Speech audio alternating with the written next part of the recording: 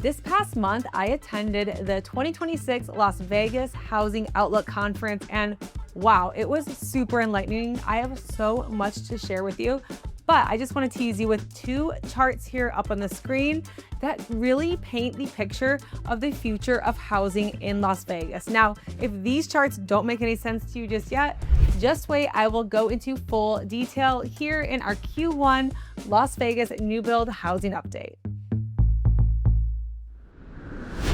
Let's take a look at the Q1 2026 statistics for new home sales. Now, these are courtesy of the Las Vegas Home Builders Research, so thank you for these stats.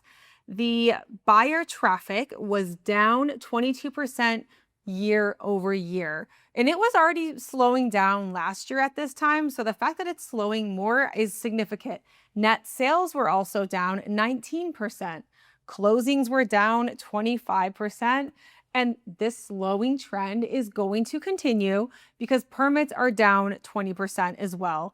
Permits include obviously people that have decided to build from the ground up, but more and more builders these days are building spec homes where they start the construction process. So builders are just really slowing down. Now let's talk about why things are so slow. First of all, interest rates have remained high, and there's a lot of uncertainty going on with global politics. That just seems to have really put a stop on things.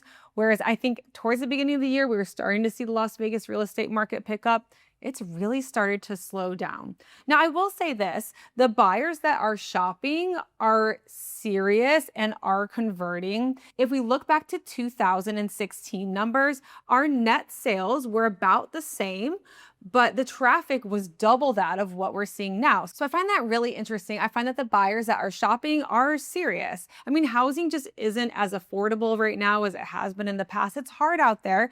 But if you are shopping new construction, you can often get those interest rates bought down by the builders. So it's a good place to be if you are needing housing in Las Vegas. Now, the only data point that is up year over year are number of new projects, which is up 70%. Now, that sounds promising, but there's a lot going on behind that. So it used to be that when builders were opening new communities, these were really big communities. Between 200 and 300 homes was normal. But now we only have smaller land parcels available for builders. So while there's more and more new communities opening, those communities are getting smaller and smaller as they have to fit them into these smaller land parcels. The lack of land is one of those maps that I teased at the beginning of this video, and that is something that is so important for you to understand as it has a huge effect on our housing here. I think most people don't know that 85% of land in Nevada is federally owned. This map that I'm popping up here, it looks kind of similar to Nevada, but this is actually Clark County, which is where Las Vegas is located. And as you can see, there's a huge portion of the land here in Clark County that is federally owned.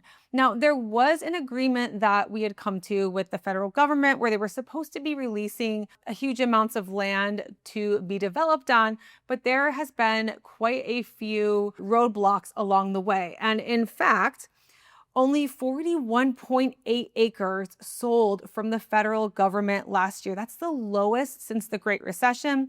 And this year we've had 100 acres that have sold to developers so far. It's still just not enough. It's a really complicated situation, and I just don't think that enough people understand the impact that this lack of land is having on our future development. Next up, let's talk about builder performance. The top builders remain pretty consistent, with Lennar leading the way, followed by D.R. Horton, Pulte Group, and KB. However, their numbers are all down year over year. The builder that's taken the biggest hit is actually Toll Brothers. Their sales dropped from 149 sales Q1 of last year to 77 sales this year. I was thinking about why that's happening because actually the Las Vegas luxury market is doing quite well. And the Toll higher end product like they have out in Glen Rock is doing really well and selling well. However, I think that like mid-level luxury, when people are comparing a Toll Brothers and they might be able to get a similar sized home from Lennar for a way lower price tag, I think people are going with Lennar Home in those similar kinds of neighborhoods.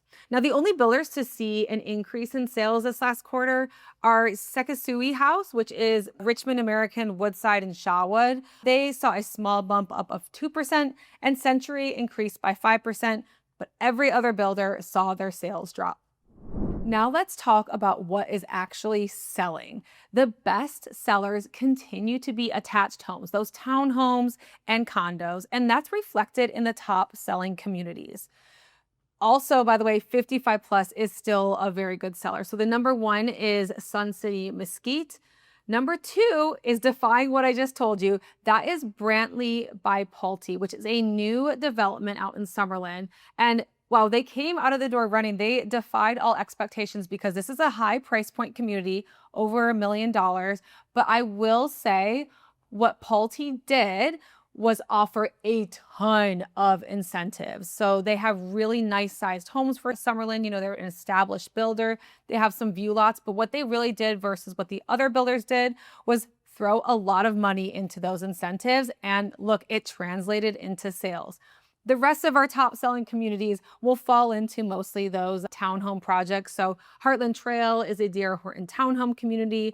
The next two best sellers are Touchstone Living's condo projects. And completing out the list is a mix of D.R. Horton townhomes, KB homes, etc. Now, the median sales price is down 2%. But something that I want to point out is this isn't necessarily a reflection of decreasing home values. Yes, there are some communities in which I have seen the home prices soften a little bit in new construction, but overall, that dip in median sales price is most likely attributed to the increase in attached homes that are selling versus single family, because people are really looking for that affordability. They care what their monthly payment's going to be, and a townhome with an interest rate buy down might be a way to get them into owning a home for a similar price that they might be paying in rent. Before we dive into specific community performance, let's go back to that second graph that I flashed up at the beginning of this video. Now, these are thanks to Dr. Sean McCoy, who works at UNLV's Lead Center for Real Estate, and he presented at that conference that I went to. And let me tell you, he is super smart and so interesting. And I thought that he made really, really interesting points with these graphs. Let me flash up for you his comparisons for building permits across similar rapidly growing Sunbelt cities. So first we have Las Vegas versus Los Angeles. And you can see, you know, they had a very similar trajectory at the beginning of this century, and then things kind of slowed down in Las Vegas, but continued to increase in LA. Now let's take a look at Austin, Texas. Here you can see a similar trend. And finally, let's look at our most similar city, which is Phoenix, Arizona. I think we kind of have had a similar growth trajectory as Phoenix. In fact, since 2010, the Phoenix Metro has grown 755,000 residents, whereas Las Vegas Metro has added over 1 million residents. So both growing quite a lot. But now look at the housing permits. You can see that while Phoenix continues to grow and increase their number of housing permits, Las Vegas is really low. And why is that? This goes back to that lack of developable land.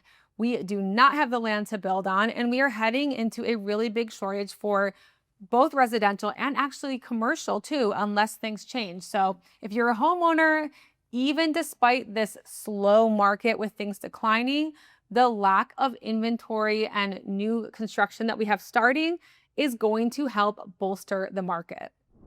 Next up, let's look at Masterplan Performance. We aren't going to have so many master plans moving forward because, like I mentioned, we don't have those big tracts of land to be released. But as of right now, I feel like Las Vegas is still the king of master plans. So Cadence had 331 sales, which is Cadence is the number one selling master plan in the US. Summerlin always does well too, with 276 sales last quarter. And this was interesting. Lake Las Vegas, which this time last year was dead, came back from the dead, and their sales are up 54% year over year. And going back to Summerlin, Summerlin is not slowing down. They still have quite a bit of land to develop in the Summerlin West part. In fact, Howard Hughes sold 412 acres of super pad sites in 2025. And this area is going to be developed by different builders into multitude of communities. There's quite a few exciting communities coming up. The builders that we continue to see in Summerlin are Taylor Morrison, Richmond American, and lots of Toll Brothers and Tri Pointe as well. And finally, let's take a look at new developments across Las Vegas to keep your eye on. Now, the first is another master plan community that just opened up in the Henderson area. And this is Aries by Pulte, all the way out down Lake Mead Parkway across from Lake Las Vegas. This is a really exciting community because they have a multitude of single family and townhomes to choose from, starting from the upper 300,000s. And I've been out there quite recently. They've built up some really nice pads, so you do have opportunities for views out there. And then, being close to Lake Mead and Lake Las Vegas, if you're an outdoors person, there's lots of hiking, biking trails for you to enjoy. There is also going to be a new Del Webb community out in Aries, which is exciting because Del Webb at Lake Las Vegas is almost closed out and people love new construction homes. So if you're 55 plus, you're going to have a new opportunity for a 55 plus community coming up soon. Now, I do want to point out that this land is remediated land. So it is built on the site of a former mine, and there was also some land that was used for dumping ground. It's all been remediated, but it's something that I do want to make sure that everybody knows. Similar to Cadence, and Cadence is built on remediated land, and it's the top selling master plan in the nation. So I don't know, let me know in the comments below if that would be a deterrent for you or not, but I think that it's going to do very, very well, especially at this price point. The next one to keep your eye on is a little bit further down the line. It's expected in 2028, is the Preserve by Lennar, and that is built on the former site of the Badlands Golf Course, which was tied up in litigation for many, many years because the city of Las Vegas denied the previous developer the right to build any houses on it. So there are going to be 1,480 condo, townhome, and single family homes being built on that site.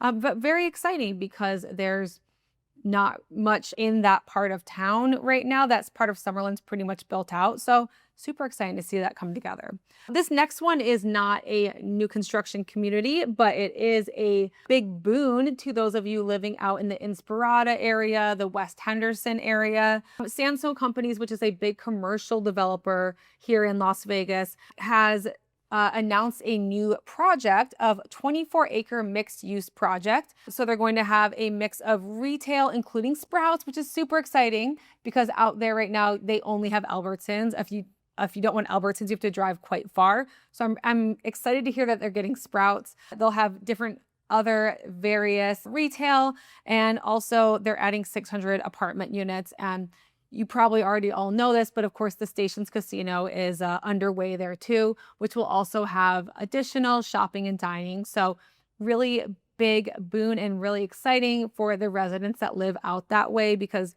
that's the biggest complaint out there. It's a little bit secluded. So you guys are going to have plenty to walk to, ride your bikes to soon.